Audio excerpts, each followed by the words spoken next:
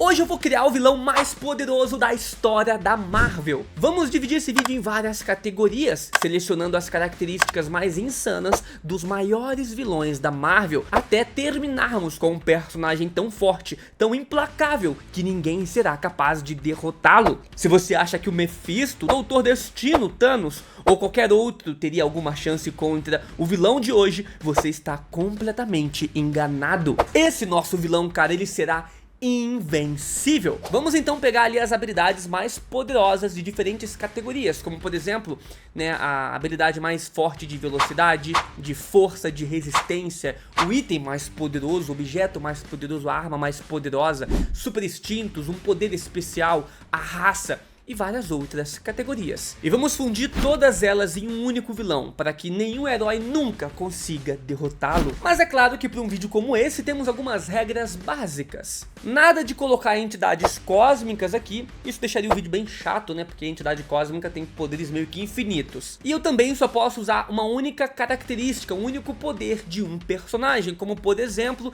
se eu usar o fator de cura do Hulk, eu não posso então usar a força, né, física incrível, inimaginável do incrível Hulk. É único poder por personagem. E finalmente, depois que a gente conseguir criar esse monstro imparável, eu vou criar uma historinha para mostrar como é que ele vai se conectar de fato com todo o universo da Marvel. Só que isso vai ser no final do vídeo, então vem comigo. Começando então com a raça, colocaremos Klyntar. Os Klyntar são uma raça alienígena simbiótica da Marvel, composta por seres feitos de massa viva negra e pegajosa, que se unem a hospedeiros vivos, né, para dominá-los. Sozinhos, geralmente eles são fracos, mas quando ligados a um ser, eles ganham força, forma e consciência bem mais complexa. Eles foram criados pelo Knull, deus dos simbiontes, após a invasão do seu reino, né, pelos Celestiais. E com o comando do seu rei, os simbiontes passaram então eras lutando contra toda a vida no universo. Quando ligados a alguém, os Klyntar conseguem aumentar a sua força, gerar armas com o próprio corpo, se curar rapidamente e até mesmo, né, se camuflar e até mesmo camuflar o hospedeiro. Além disso, podem proteger contra doenças, né, e também ataques mentais. Mas é claro que o nosso, né, simbionte aqui iria fugir à regra. Ele seria um simbionte fora da curva, mas tudo baseado nos quadrinhos.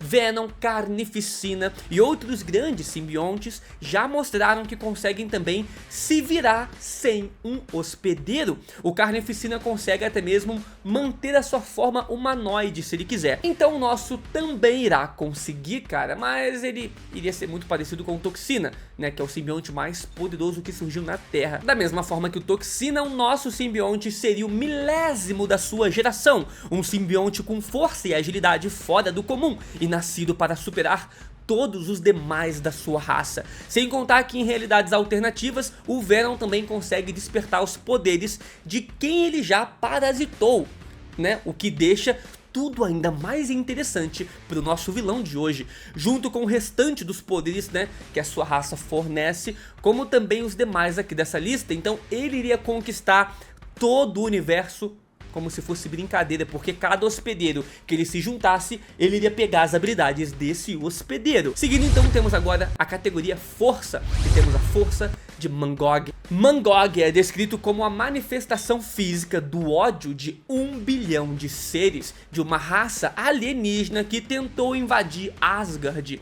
Após então serem derrotados pelo Odin, seus sentimentos de vingança e rancor se juntaram em uma única entidade, Mangog. Pode parecer uma história simples, mas a criatura que isso resultou assombra o Odin nos seus pesadelos todas as noites. Mangog é virtualmente indestrutível e afirmou que continuará existindo enquanto houver ódio em todo o universo. Mas a sua força, que é o interessante aqui, cara, uns anos atrás Mangog acabou atacando Asgard e não só destruiu toda a cidade, como também estava deitando na porrada, na força física, todos os deuses que apareciam na sua frente. Heimdall foi um dos primeiros a cair junto de todo o exército asgardiano. Mas antes disso, né, Volstagg, né, como o Thor da guerra, já tinha sido espancado quase que até morto ali né, pelo Mangog. Phrygia também usou o Destruidor, cara, que é aquela arma feita para matar os Celestiais para tentar detê-lo, e mesmo assim não teve sucesso. Foi necessário juntar na época ali o Thor e o Odin, cara, que na época também era indigno, e também a Freya, né, para bater de frente contra Mangog, e mesmo assim ele estava ganhando usando só a força bruta. Então assim, ó, deitar 3 dos maiores deuses do panteão nórdico, né, sendo eles um deus que já amassou todo o universo com a sua força, faz com que eu coloque ele aqui como exemplo de força para os vilões, e com certeza ele vai ser o personagem que vai dar os poderes ao nosso simbionte de hoje, na categoria Força Física. Seguindo, temos agora a velocidade com o personagem Borrão. Stanley Sturt, também conhecido como Borrão, é o velocista do Esquadrão Supremo da América, um grupo da realidade alternativa da Terra 21.798. Ao ganhar super velocidade, ele buscou controle sobre os seus poderes no Kamar-Taj, onde o ancião, né, na época, ele o treinou, e ele ficou ali 17 anos focado exclusivamente em uma flor para dominar a sua velocidade. Ele é tão rápido que já lutou e derrotou a Bruxa Prateada, cara, uma fusão da Feiticeira Escarlate com o Mercúrio. Ele também já apostou uma corrida com a Eternidade e venceu também o Corredor Fantasma, que nessa realidade prefere usar ali as pernas do que uma moto. Ele já foi banido para a dimensão do medo, mas conseguiu voltar correndo mais rápido do que a luz e vibrando no tempo. Mais tarde, o Esquadrão Supremo também confrontou os Vingadores, que queriam restaurar a realidade original, já que tudo ali era uma farsa. Em Wakanda, o Borrão lutou contra o Pantera Negra, mas foi vencido quando T'Challa cortou seus ligamentos. Mas, mesmo assim, né, ele se mostrou rápido bastante para ser um dos poucos velocistas comparáveis ao Flash e outros grandes nomes, né, de super velocidade, só que aqui na Marvel. Então sim, nosso personagem também vai ser um velocista hiper rápido. Seguindo agora, temos o intelecto do Doutor Destino. Quando se trata no quesito inteligência, os vilões da Marvel dão aula nesse quesito. Eu poderia colocar vários vilões aqui, o Thanos, Kang, Dr. Octopus e muitos outros que têm feito ali o bastante para conseguirem o seu lugar no vídeo de hoje. Mas com certeza, o que supera todos eles, talvez até todos os heróis na Marvel, é o Doutor Destino. O seu conhecimento vai muito além da ciência, abrangendo também a magia. E cara, o personagem, né, ele também chegou a ocupar já o posto de Mago Supremo da Marvel, pra você ver o nível. Ele também é um dos primeiros personagens da Marvel a conseguir criar uma máquina do tempo. Apesar de haver algumas discordâncias ali se ele realmente foi o primeiro. Mesmo assim, acessar outras linhas do tempo, outras realidades, se tornou parte do cotidiano do personagem, para você ver o quão ele é insano. Algumas invenções que ele tem e que com certeza vão fazer parte do nosso vilão de hoje que a gente está criando são a sua armadura e a sua capacidade também de roubar poder de outras entidades cósmicas, como ele já fez com Franklin Richards, Galactus, né, o Homem Molecular, o Beyonder, etc. Sua armadura é praticamente invulnerável e é também repleta de apetrechos criados por ele. Tem um campo de força quase que impenetrável e é uma das maravilhas da engenharia da Marvel, ao lado também das armaduras, obviamente, do Homem de Ferro.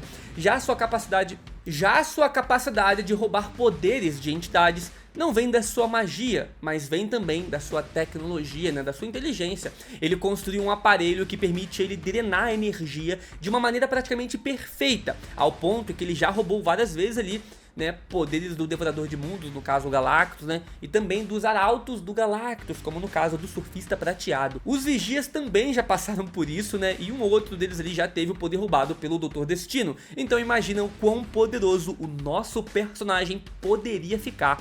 Então, além de tudo que eu falei aqui, de super velocidade, força física, essa inteligência, ele ainda pode roubar os poderes de outras entidades cósmicas e outros personagens para ficar mais forte, porque inteligência é poder. E ele é o vilão mais inteligente da Marvel. Então vem comigo.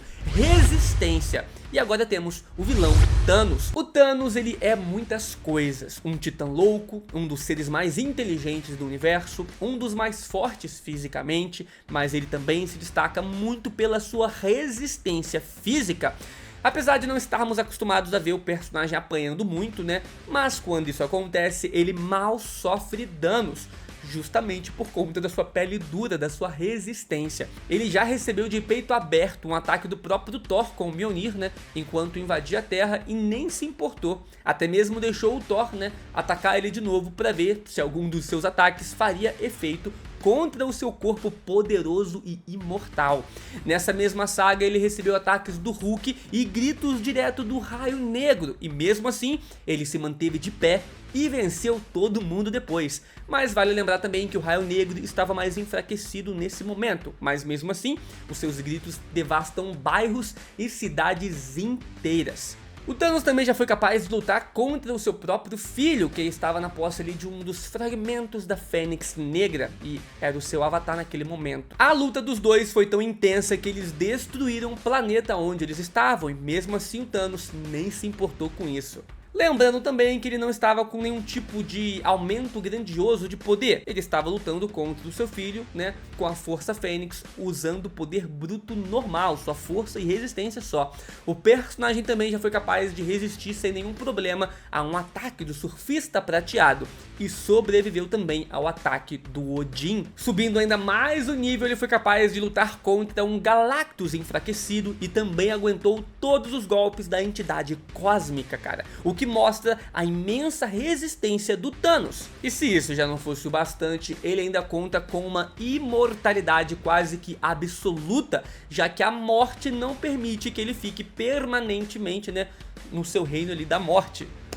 Então toda vez que o Thanos morre, ele basicamente volta à vida, porque a entidade da morte, né, quer que ele volte à vida. E é esse o grau de resistência que vamos dar para o nosso vilão de hoje, cara. O bicho vai ser imparável. E agora vamos falar de um poder base, a base dos poderes do nosso personagem, e usaremos um outro vilão dos quadrinhos chamado de o Marquês da Morte para dar os poderes base para o nosso vilão de hoje. O Marquês da Morte é um dos mutantes, se não o mutante mais poderoso que já existiu. A sua verdadeira identidade é Clyde Rinchman Jr., o único mutante da sua realidade, a Terra 1219. Ao longo do tempo, Clyde desenvolveu habilidades de manipulação da realidade em escala massiva. Ele adotou o título de Marquês da Morte e passou bilhões e bilhões de anos viajando pelo multiverso, destruindo incontáveis realidades e enfrentando diversas entidades cósmicas. Mas o interessante é que no meio do caminho ele passou no universo 616 e adotou um pupilo, o próprio Doutor Destino. Mais tarde o Destino acabou enganando o Marquês da Morte para se tornar o seu aprendiz novamente e aumentar ainda mais os seus poderes, se tornando um dos maiores magos de todo o multiverso da Marvel. É claro que dessa vez, quando o Marquês chegasse na Terra, ele escolheria o nosso simbionte para ensinar tudo que a magia negra e a magia profana, né, pode proporcionar. Manipular o tempo e o espaço seria um dos seus muitos conhecimentos, e o nosso vilão estaria apenas a um passo de se tornar um ser supremo, aprendendo tudo com o Marquês da Morte, suas manipulações de realidade, magia, etc. E agora colocaremos aqui um poder especial. Tem que ter um poder especial em cada personagem, né? Pois é, o poder especial do nosso é o espírito da vingança, Zarathos. Zarathos, pra quem não sabe, é um dos seres místicos mais poderosos de toda a Marvel, e não poderia deixar de colocar ele aqui, né? Ele é um espírito da vingança que em várias ocasiões se fundiu com humanos para formar o anti-herói conhecido como o Motoqueiro Fantasma. E algumas vezes ele é até chamado de vilão mesmo, tá? Originalmente o Zarathos era um demônio poderoso que desafiava o próprio Mephisto, que é um outro senhor do inferno.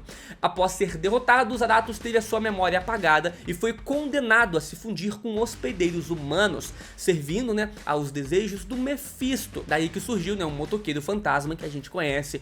Quando unido a um hospedeiro, o Zarathos demonstra poderes ali como gerar e controlar chamas místicas, né, infernais, que queimam até mesmo a alma das suas vítimas. Pode forçar suas vítimas a reviverem todas as dores que causaram a outros, né, seres, e também ele é imortal. O Zarathos, em sua força total, é considerado uma ameaça maior do que a Lilith, que é basicamente igual ao Doutor Estranho em feitiçaria. A sua fúria faz tremer paredes dimensionais, que são barreiras, né, que impedem que as dimensões entrem em colapso umas com as outras. O personagem também é quase uma lenda, até mesmo para outros seres místicos, mas ainda não é o ponto final do nosso vilão. Além de também ser um espírito da vingança com todos esses poderes, ele precisa de um item, né, um objeto. E teremos o item, a Joia da Morte. A Joia da Morte, apesar do nome, não é uma joia do infinito, mas atualmente ela está atuando ao lado de outras joias do infinito. Acontece que o Thanos, né, ele ficou um pouquinho cansado por tudo que ele já passou na mão da morte e decidiu aprisionar a entidade da morte dentro de uma pedra, para que eles pudessem finalmente ficarem juntos. Ele inclusive tentou controlar a Joia da Morte, né, que no caso era a própria entidade da morte, mas mesmo na forma, né, que ela estava, ela ainda o rejeitou. Ela acabou escolhendo um outro hospedeiro, que na verdade era o Phil Coulson, cara, pois é, o mesmo que aparece nos filmes, né, dos Vingadores, lá do Agente da S.H.I.E.L.D. também. Mas por que então eu coloquei esse item aqui, né, a Joia da Morte, ao invés de tantos outros itens poderosos da Marvel? Bom, justamente pelo fato dela, cara, ser a própria morte. Então, quem está com a joia e com a bênção da personagem, basicamente tem os poderes da própria morte. Tirar a vida, conceder a vida e vários outros poderes, né? E a morte, pra quem não sabe, é um dos seres mais poderosos de todo o universo multiverso da Marvel. Inclusive a morte conversa de igual para igual com a verdadeira eternidade. E às vezes nem pode abrir a boca de tanto poder que a morte liberaria. Existem pouquíssimas entidades na existência da Marvel que podem se igualar ou até mesmo superar o poder da morte. Eu sei que eu falei que eu não ia colocar poderes de entidades cósmicas, mas esse não é pegando o poder da morte, é o poder de um item que realmente existe nos quadrinhos e outros personagens usam esses poderes, cara, a Joia da Morte. Senão também lá no outro vídeo que eu fiz eu não colocaria as Joias do Infinito, porque as Joias do Infinito também é a entidade Nêmesis que acabou se dividindo seus poderes, então funciona pra cá também. Então assim, ó, coisas como manipular a realidade, manipulação da matéria, manipulação das almas e ressurreição são coisas simples para o nosso vilão de hoje. O Thanos, né, sendo ele um aliado da personagem da morte, já mostrou conseguir invocar exércitos do reino dos mortos a hora que ele bem quisesse, se tornando um general deles. Isso não só aumentaria muito o nível místico do nosso personagem de hoje, como também a sua resistência e o número de personagens que ele consegue utilizar como exército. Então é justamente esse objeto que fecha aqui a listinha de hoje. E vamos então para a história que iria unir tudo isso e traria à tona o maior vilão de toda a existência da Marvel, cara. Vem comigo. Antes de eu te mostrar essa história, como é que tudo se conecta, se você está gostando do vídeo, deixa o like, se inscreve no canal, que assim eu vou fazer um vídeo da DC assim também, vilão da DC, herói da DC e de outros personagens, beleza? Então vamos lá, o pequeno simbionte nasceu como milésimo da sua geração,